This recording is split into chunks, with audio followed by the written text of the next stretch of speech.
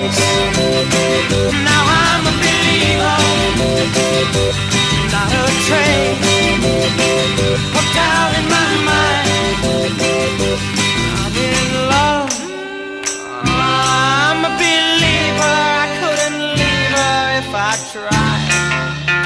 It's a solid faith. Now I'm a believer. Hi, I'm Ashlyn. I'm Zaria. And we are partnered up for our project. For our project, we had the Century 1960s. Some interesting factoids about the 1960s is that it represented an era of modern fashion and independence freedom. There is also some other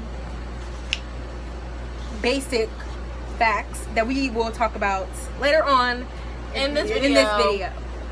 So the first thing we have is our 5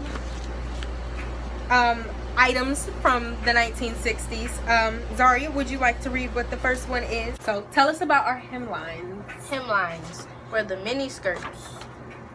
They were well above the knee, generally at the mid-thigh area level, normally no longer than 10 centimeters below the buttocks. So like here's some pictures. You gotta zoom it in like they do on YouTube. Focus. Yeah. Okay. You see, we couldn't wear those during this century. It's too short. Yeah. We also have a cute little mini skirt that was made, designer by Ashley Hunt. This is it. This is kind of like the things they wear. Our color palette was pink and white. So these are the kind of mini skirts that they would wear. This would be the shape, the outline of them. The next thing that we have is our accessories, which is our sunglasses. Their sunglasses used to look like these. They were big, framed, and broad, and they covered the eyes completely, kind of like my glasses. Some of the pictures there. And for our example of glasses, I mean, we're gonna use mine as an example. Only mine are more square. They would usually be round. Tell us about our dangly earrings. Dangle. See, I mean, you still see some of these earrings this century, but not for real. Describe what they are. They're big hoops, and they hang like, they used to hang like all the way down to the chin. Like, that's, I'm not gonna say that, but yeah, they used to be colorful, and they got different patterns. But you probably see those for still, not those, and yeah. Our example of the dangly earrings, they weren't always circular. Some were very long. These like are ours right here. They look like chandeliers. They look like chandeliers. These are some of ours. I'm not gonna put them on, but this is some examples of ours. BB. Okay, no. Okay, so the pussycat bows were large, soft, floppy bows at the neck of a woman's blouse. This is typically how they wore them. Okay, that is not focused. Okay, you can see that. We'll just yeah, we can see all of that.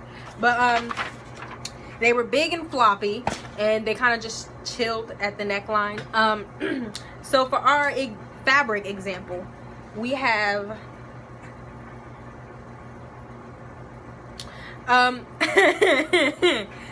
this is what the shirts would look like. The shirts would be like this. This would be like a shirt, and then the bow would be right here. They would begin to, make the bow. Obviously the fabric was not long enough for me to make the bow, but this would be how the shirt looks at first. It's low-key cute.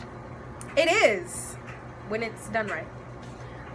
The next thing and our final thing is colors. Zaria, show them this beautiful mirage of the 60s. Their colors were disco colors, very, very vibrant, popping colors like blue, yellow, red, and all those pretty colors. And then they would put the colors together, call them disco colors. Boom.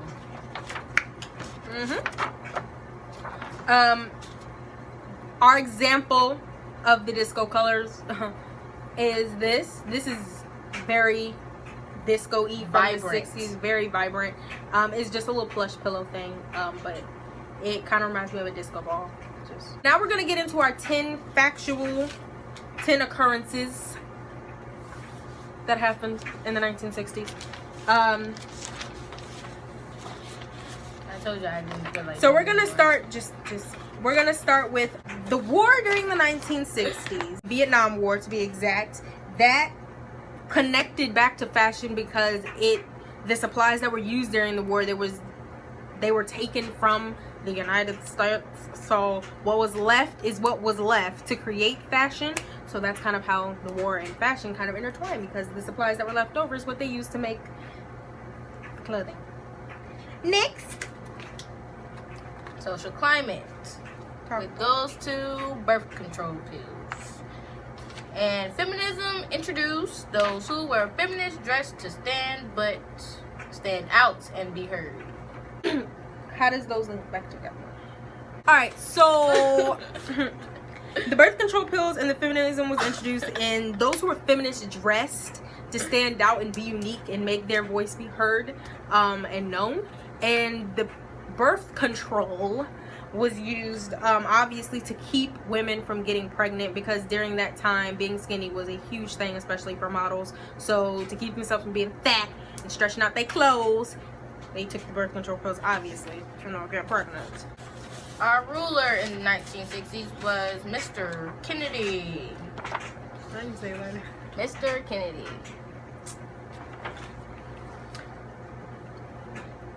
President Kennedy. He got assassinated in 1963, and his wife was known for making big sunglasses popular. That's their connection. That's the connection to the fashion. She made the big old disc sunglasses popular, especially after her husband got shot in the back of the head. So sad. It was a tragedy.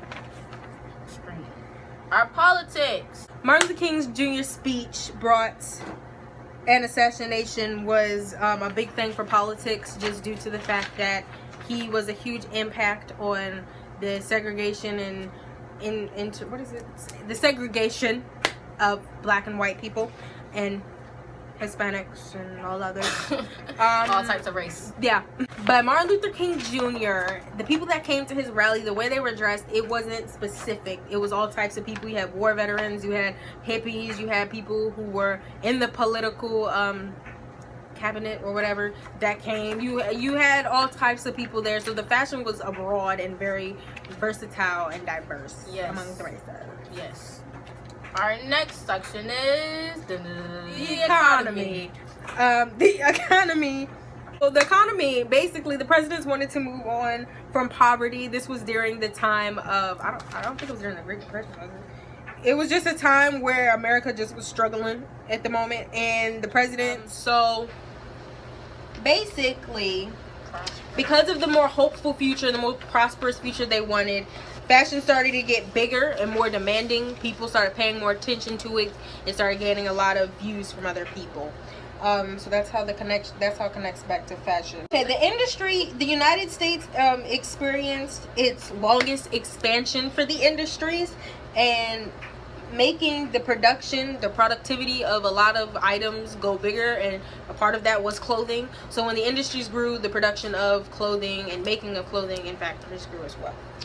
The next one? Technology.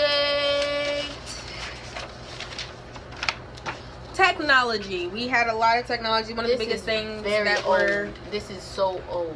Okay. One of the biggest things that was made was the cassette, which was invented in 1962. It led to other inventions that helped the selling and the advertising of clothing and different types of clothing. Like the television. We don't have televisions like these anymore. Television. But they did advertise different clothing items over there. Now, some of our modern adaptations were... The leather jacket was popping in the 1960s. It was more famous in the 1950s, I believe, but it was popping in the 1960s as well, and for more retro vibes.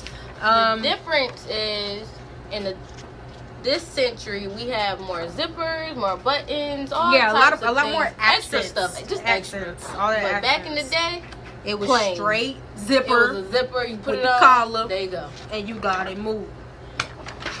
And then our next modern adaptation were the sunglasses. Obviously, the ones President Kennedy's wife made famous were these big circular ones, and nowadays we see the more squared, but still has the circle lens, but the frames are a little more squared out and flared out like cat eyes. More cute. Yeah, cutesy girly. Final will be about the influential designers of the time. John Bates was one of the biggest influential designers of the 1960s. He had a more Britain influence onto the world. He made mini dresses, which were the shortest of the shortest. Yes, we cannot wear them in this century. They bared the thighs and all. Too much skin. In 1959, he set up the Jean Varion label, and later a label under his own name. And his influences, that the people that he dressed in the 60s that were big were Deanna Rigg, and did the Avengers series. So that's really big. He did a lot of things. He really did. And another big celebrity of the 1960s that he did was a supermodel named Twiggy, who looked like a Twiggy. She was extremely skinny. Like she was stuffing on cotton balls. She was eating cotton balls. She won't eating good. But he just did a mass number of designs for the UK, and he was a big 60s. I think we got it all. I think that's all. Thanks for watching our video of our history project. Y'all follow me on Snapchat, Zaria_boo. We're gonna put it in the little description box below. Follow me on Snapchat at Melaninaire. Okay. Yeah. Anyways, like, comment, subscribe, and we'll see you every what's today? Tuesday. Oh, look at that. And y'all will see this video that day.